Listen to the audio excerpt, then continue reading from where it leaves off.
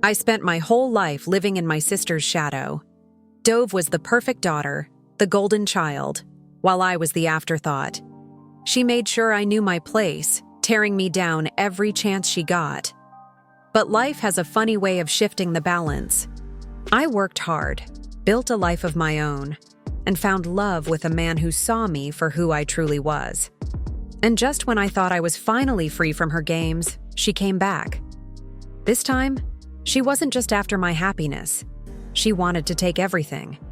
And on my wedding day, she made her final, desperate move. But here's the thing about people like Dove. They always think they'll win until they don't.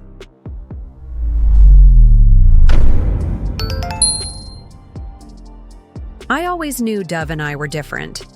She was the golden child, charming, graceful, the one who made our parents beam with pride. Me? I was the afterthought, the one they barely noticed unless something went wrong. While she basked in admiration, I learned to live in her shadow, feeling the weight of never being enough. But what hurt the most wasn't the neglect. It was Dove herself.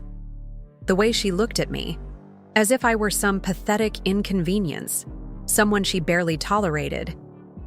And the worst part? She made sure I knew it. Every single day. Growing up, she had a way of twisting the world around her, making everyone dance to her tune. To outsiders, she was perfect. To me, she was a nightmare. She would whisper little things, subtle, sharp words designed to cut deep. "No one actually likes you, you know?" She said it with a smile, as if it were some friendly advice. And the worst part? She was so good at making others believe her lies. I tried to fight back, to prove I wasn't the useless, invisible girl she made me out to be, but our parents never saw it. To them, Dove could do no wrong.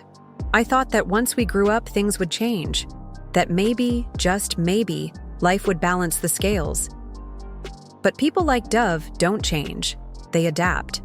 And the moment she saw that I had built a life of my own, a life that didn't revolve around her, she decided she wasn't done with me yet. I should have known. I should have been prepared. Because Dove never let me have anything, not without making sure she could take it first. Dove didn't just insult me. She made sure I believed every word. She had this effortless way of making me feel small, as if my existence was nothing, more than a mistake. When I was a kid, I used to think that maybe if I tried harder, if I was smarter, prettier, more like her, she'd finally treat me like a real sister. But that was the thing about Dove. She didn't want a sister. She wanted someone to step on. And she made sure I stayed exactly where she wanted me. Her cruelty wasn't always obvious. It was in the way she'd accidentally spill juice all over my school projects the night before they were due, then act innocent when I cried. Or how she'd take embarrassing photos of me and send them to everyone at school, just to watch me squirm. And whenever I got upset, she'd tilt her head, feigning confusion, and say, "Oh, come on, it was just a joke." A joke. That was always her excuse. And the worst part? People believed her. Our parents, teachers, everyone. I tried to fight back. I really did. But every time I defended myself, I was the one who got in trouble. Stop being so sensitive. Dove didn't mean it like that. You're always overreacting. Eventually, I stopped trying. What was the point? She had already won. She had everyone wrapped around her little finger, and I was just the bitter, jealous sister who could never measure up. At least, that's what she wanted me to believe. And for a long time, I did. For years, Dove had the perfect life. Or at least, that's what she wanted everyone to think. She was the kind of girl who didn't need to work for anything. Things just happened for her. So when she found herself a rich boyfriend, it was no surprise that she dropped everything, college, responsibilities, even our family, to live in his world. She flaunted their expensive vacations, designer clothes, and the life of luxury she had so effortlessly slipped into. Meanwhile, I was the one still grinding, working twice as hard just to prove I wasn't some invisible shadow. But deep down, I knew it wouldn't last. Dove was always her own worst enemy, and I was right. The fairy tale crumbled, and she didn't even see it coming. At first, the stories were just whispers.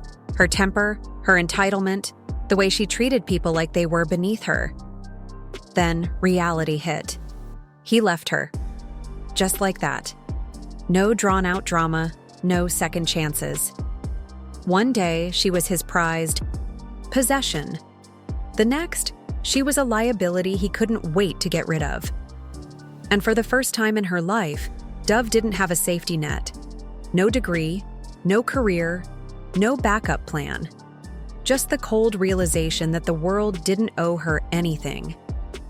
So, where did she go?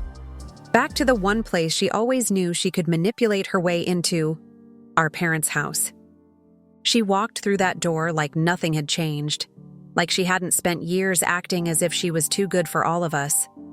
And our parents? They welcomed her back, no questions asked. Meanwhile, I stood there, watching, knowing exactly what was coming next. Because Dove wasn't just back to rebuild her life. She was back to find a new target, and I had a terrible feeling I already knew who it was. While Dove was busy chasing shortcuts, I was busy building something real. I worked hard, harder than anyone gave me credit for.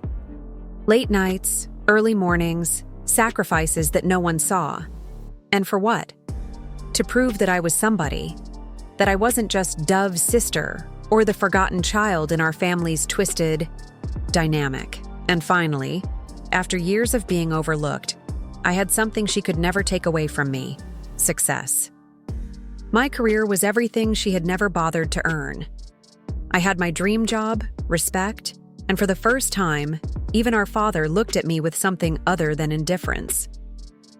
And then there was Atlas. If my career was proof of my determination, he was proof that I could have something good. He was everything Dove had spent her life trying to attract: successful, confident, and respected. But the difference? He wasn't blinded by empty charm. He saw me, the real me, the one that had spent years being told she wasn't enough. And for once, I felt like I had actually won. Like I had built a life that no one, not even Dove, could taint. Or so I thought, because the moment she caught wind of my happiness, something in her shifted. Suddenly, she was interested in my life, asking questions she had never cared about before. And I knew Dove well enough to recognize what was happening. She wasn't happy for me. She was studying me, watching, calculating. Because if there was one thing Dove hated more than failure, it was watching me succeed. And deep down, I had this sinking feeling she wasn't done with me yet. At first, I thought Dove's sudden interest was harmless, maybe even genuine. After all, she'd been through a lot, right? But the more she pressed for details about Atlas, the more uneasy I felt. She was asking things like where he worked, what he liked, even the places we'd go together. Something didn't feel right. Every question carried this underlying tension, as if she wasn't really interested in me or my happiness at all. It was like she was studying him, mapping out a plan, and I couldn't shake the feeling that she was waiting for the right moment to strike. I tried to keep my distance, to protect what I had built. I didn't invite her to family dinners when Atlas was around, and I kept our conversations short and to the point. But Dove had a way of pushing boundaries that made it impossible to ignore her. Whenever I saw her, there was this sly curiosity in her eyes, like she was searching for something she could use. And it wasn't long before she started dropping hints, making comments about how interesting Atlas seemed. I could see it. She was testing the waters, looking for any sign of vulnerability. Then came the day I dreaded. The day Dove met Atlas. I could see her sizing him up, that unmistakable gleam in her eyes as she shook his hand and flashed her practiced smile. Every instinct in me screamed that this was more than just curiosity. This was the start of something dangerous. I didn't want to believe she'd go that far, not after everything that had happened. But then again, Dove had always been full of surprises. And deep down, I knew she wasn't here to make friends. She was here to take back control, and I could feel the tension building, like a storm just waiting to break. Dove didn't waste any time. The moment she saw an opportunity, she took it. At our parents' house, she was everywhere, lingering in the doorway when Atlas spoke, laughing a little too hard at his jokes, finding the most ridiculous excuses to touch his arm. It was subtle at first, almost innocent, but I knew better. This wasn't admiration. This was a game, and Dove never played unless she intended to win. She draped herself over the couch next to him, twirling her hair, talking about how hard it had been for her lately. It was sickening. She was playing the victim, setting the stage, waiting for the right moment to make her move. Then the messages started. Late at night, when she knew I was asleep, she sent him texts, casual at first. "Hey, thanks for listening today." Then came the photos. Nothing outright scandalous, just suggestive. A mirror selfie in a dress that clung too tightly. A video of her laughing, her voice dipped in that careful, practiced sweetness. And I could see what she was doing. She was planting seeds, testing boundaries, waiting to see if he'd bite. And Atlas? He ignored them. He didn't tell me right away. Maybe he thought he was protecting me, or maybe he just didn't want to believe what was happening. But I felt the shift between us, the weight of a secret neither of us had asked for. Then, one night, she took it further. She called him, crying, said she needed someone to talk to, that she had no one else. And against his better judgment, Atlas picked up. He told me later that she sounded broken, that he didn't think it was a trick at first. But it was. It always was. She was baiting him, drawing him in, waiting for a moment of weakness. And that's when I realized Dove didn't just want to ruin my happiness. She wanted to rewrite the story. And in her version, I was the one left behind. Atlas wasn't naive. He saw through Dove's games, but that didn't stop her from trying. The texts, the late-night calls, the accidental run-ins, it all escalated. She wanted him to slip, just once, just enough for her to spin a story where she came out on top. But Atlas held his ground. He shut down her advances, ignored her messages, and kept his distance whenever we visited my parents. And still, she kept pushing. She was relentless, desperate to prove she could take whatever she wanted. But what she didn't realize was that Atlas wasn't like the men she was used to.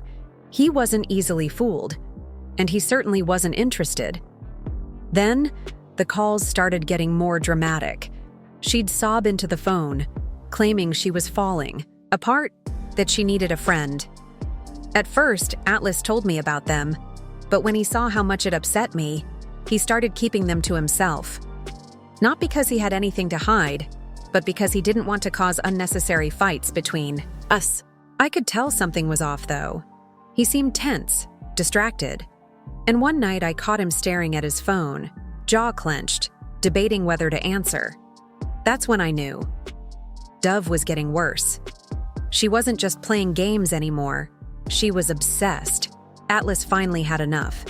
He saved the messages, recorded one of their calls, and the next time we were at my parents' house, he confronted her, in front of everyone. He played back her desperate attempts, the fake cries, the flirtatious whispers. My mother gasped. My father, for the first time, looked at Dove with something other than blind devotion. And Dove? She froze. For the first time in her life, she had no words, no clever excuses, just silence. But something in her eyes told me this wasn't over. No, Dove wasn't the kind to back down. If anything, this was just the beginning. I thought that after Atlas exposed her, Dove would finally back off. That maybe, just maybe, she'd feel some level of shame. But I had forgotten one crucial thing. Dove didn't do consequences. She didn't believe rules applied to her. If anything, being called out only fueled her obsession. She started lurking in the background, watching, waiting. Her presence was everywhere, on Atlas's social media, in our parents' conversations, even in the places we frequented. She'd drop comments under his posts, little things that seemed harmless to outsiders, but sent a clear message to me. I'm not done yet. When I confronted her, she played her usual game. You're overreacting, she said, tilting her head like I was the crazy one. But this time, she took it further. She ran to our mother crying, spinning a sob story about how I was being cruel, how I was turning everyone against her. And like always, my mother took the bait. She's your sister, she scolded me. She's going through a hard time. You need to be there for her. The sheer audacity of it all made my blood boil. Dove wasn't the victim here. I was. And yet, somehow, she had once again twisted the narrative in her favor. But then something shifted. My mother started noticing things. She saw the way Dove's eyes lingered on Atlas, the way she found excuses to bring him up in conversation. And when she overheard Dove on the phone one night, speaking in a low, flirtatious voice, something clicked. For the first time, she didn't blindly defend her. She gave me a look, one that said she finally understood. But by then, it was too late. Dove had already set her sights on something bigger. She wasn't just stalking Atlas anymore. She was planning something worse. And I had no idea how far she was willing to go. The wedding day was supposed to be ours, mine and Atlas's. A celebration of love, of everything we had built together. But even then, in what should have been my happiest moment, Dove found a way to make it about her.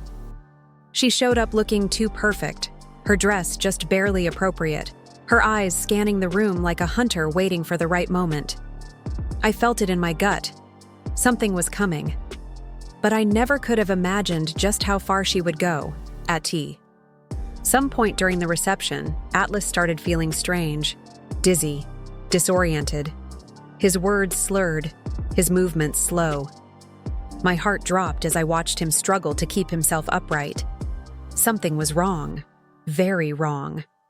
And then, in the chaos of the crowd, Dove appeared at his side, slipping an arm around him, whispering something I couldn't hear. My stomach twisted. She had done something. I pushed through the guests, my pulse racing.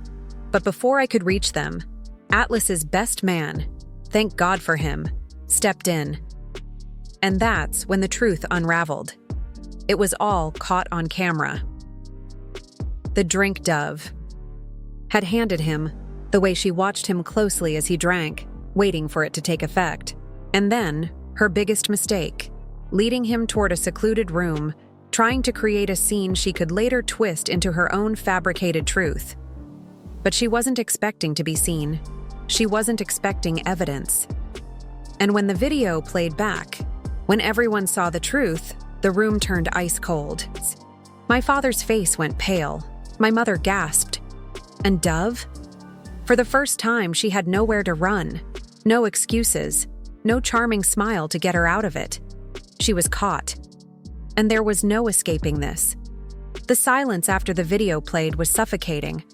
Dove stood frozen, her face drained of color, her usual smirk replaced with something I had never seen before: fear.